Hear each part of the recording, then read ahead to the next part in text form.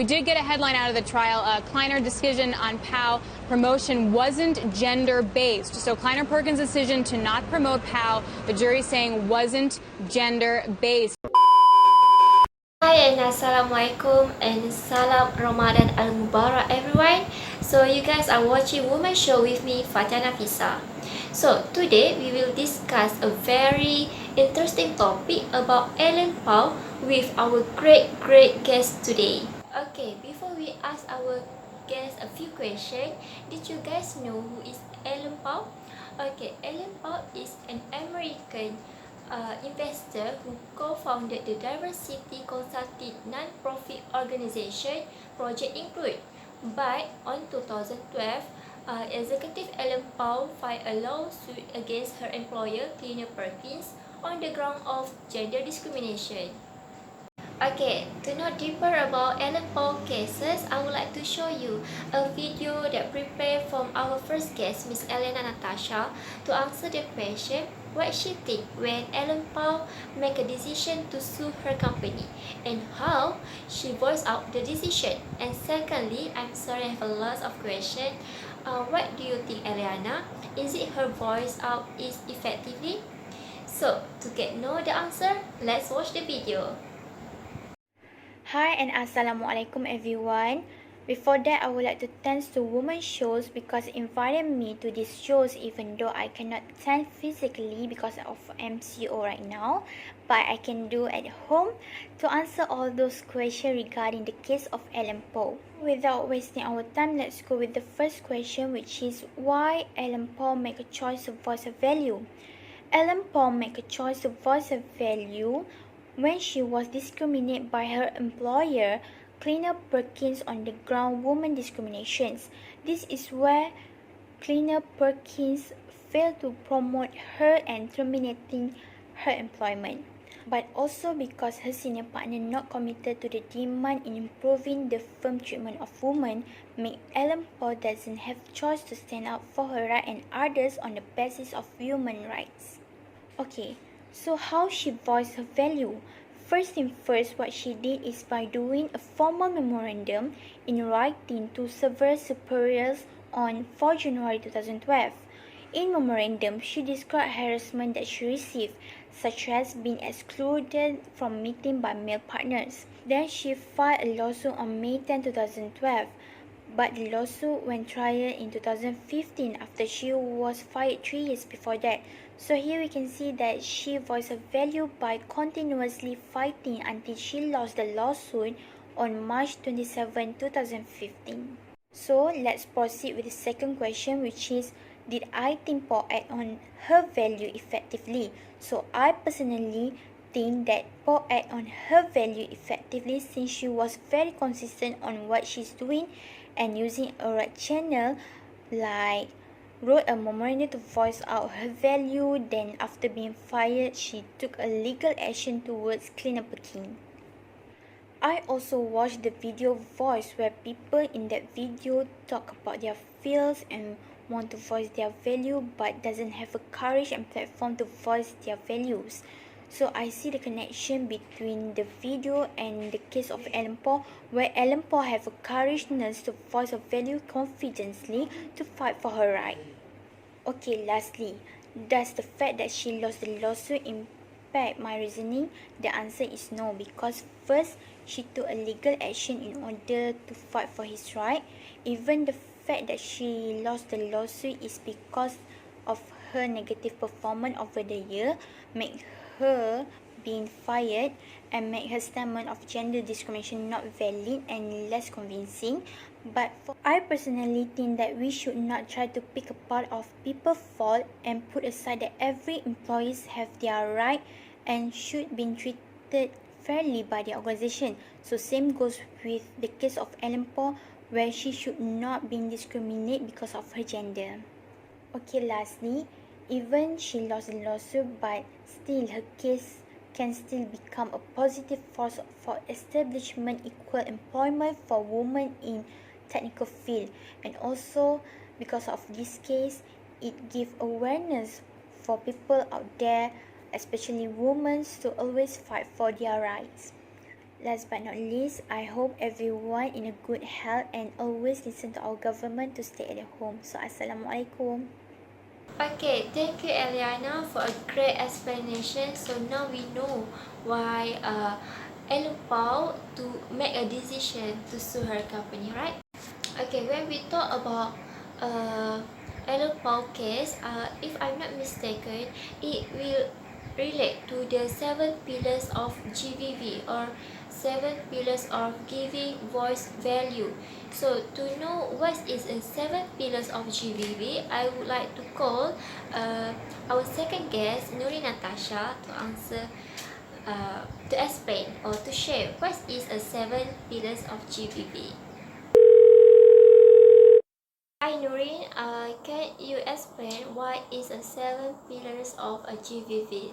Thank you, Miss Fatia, for inviting me today. Assalamualaikum and hi everyone. I am Nuri Natasha binti Mazlan. To answer your question, basically, there are 7 pillars of giving voice to value, which are values, choice, normalization, purpose, self-knowledge and alignment, voice, and reasons and rationalization. Okay Nurin, from a 7 pillars of GVV that you mentioned just now, which are related to our topic today, can you share with us? Pillar that I think Paul could have engaged more effectively is the third pillar of giving voice to value, which is the normalization. According to Mary Gintal, normalization is by expecting conflicts to be a regular part of our everyday life, either in professional or personal life. In both situations, there could be other ways to solve her discrimination, gender biases, and harassment issues, like having a conversation with her superiors. It cannot be avoided that there will be certain problems like gender biases and harassment issues that will occur in our workplace or other settings. However, her action is not totally wrong because she thinks that it is not right to just keep quiet and compromise your values for the sake of staying in your job, position, or or relationship with coworkers. Thank you. For the last question Nurin, are there any pillar that you think that who will take action effectively? Pillar that I think Paul could have engaged more effectively is the third pillar of giving voice to value, which is the normalization. According to Mary Gintal, normalization is by expecting conflicts to be a regular part of our everyday life, either in professional or personal life. In both situations, there could be other ways to solve her discrimination, gender biases, and harassment issues, like having a conversation with her superiors. It cannot be avoided that there will be certain problems like gender biases and harassment issues that will occur in our workplace or other settings. However, her action is not totally wrong because she thinks that it is not right to just keep quiet and compromise your values for the sake of staying in your job, position, or or relationship with coworkers. Thank you. Okay, thank you Nurin for a great explanation, and we have learned a lot from you, especially what is 7 pillar of GVV. And yeah, when we talk about LPAU cases, and it relate with gender discrimination, and we can deny nowadays there's a lot of discrimination happen in our country. So now we have a caller to share their story with us. Miss Shafika, Can you share with us either you have witnessed or experienced the discrimination before this?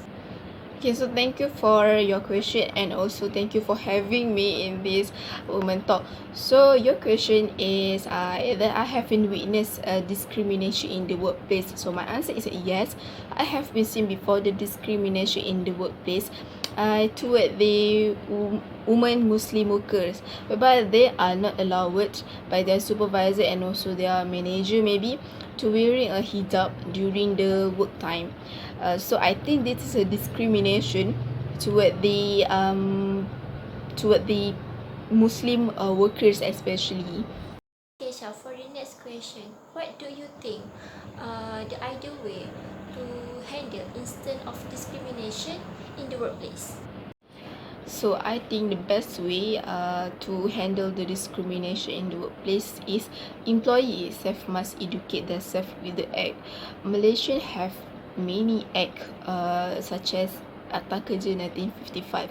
So when employee know about the act, they can bring their problems and complain their problems to the legal counsel, and the legal counsel will take seriously this issue. Is employer society role play. So as we know, employer itself have their own society. So I think employer society should make a training or conference to all the employer to discuss about this discrimination issue and the effect of the discrimination issue if they discriminate their workers. Thank you. Okay, thank you, Ms. Shafiqa, for your sharing. Your opinion regarding this topic today.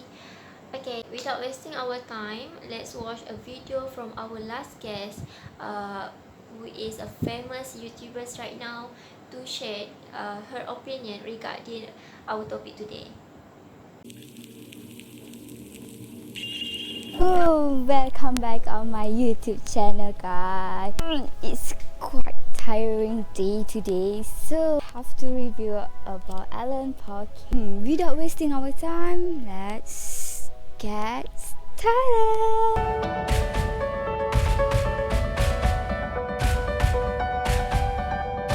So I'm going to read the facts of this case. So this actually the case deals with the issue of gender bias in the workplace. This case took place on May 10, 2012 when executive Alan Paul filed a lawsuit against her boss, which is Perkins.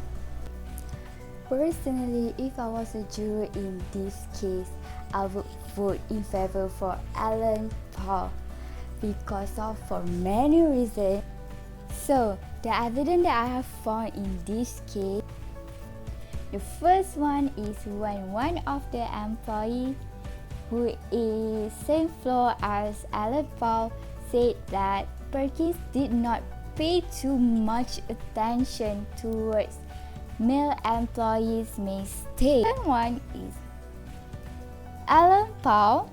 She was actually ganged up by male-dominated company. So why? This is because they not treat women properly, and her voice did not mean as much when it comes to fairness. So that means Perkins did not pay too much attention towards female employees' voice, and he also did not pay too much attention towards male employee mistake. This shows that Alan Paul is really under discrimination issue under gender bias. Okay, so I have received a lot of questions regarding this topic. So I'm gonna pick the top 3 highlighted questions. Okay, actually, I never faced ethical conduct in my organization before. I don't know why. Maybe I'm good. I don't know. So okay, let's move on to the next question.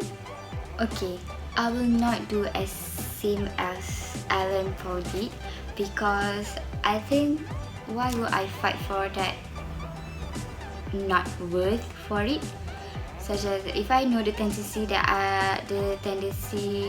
I lost the case is high, so why will I do that, right? So that's my answer. And the last question is, first is, I will consult and seek for advice with my HR department, human resource.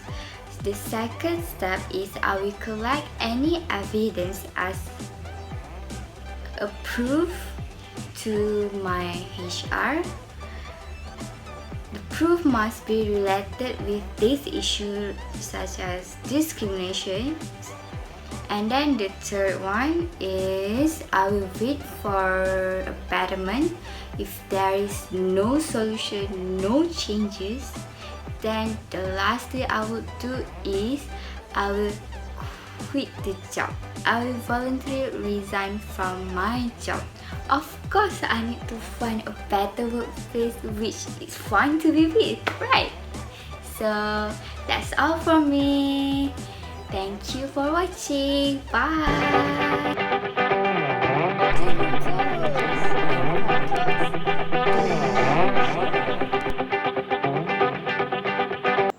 So I think that's all for today. I hope you all learn a little bit about the Ellen Poe case and the gender discrimination. So thank you for watching Women Show and see you next time. Bye. Assalamualaikum.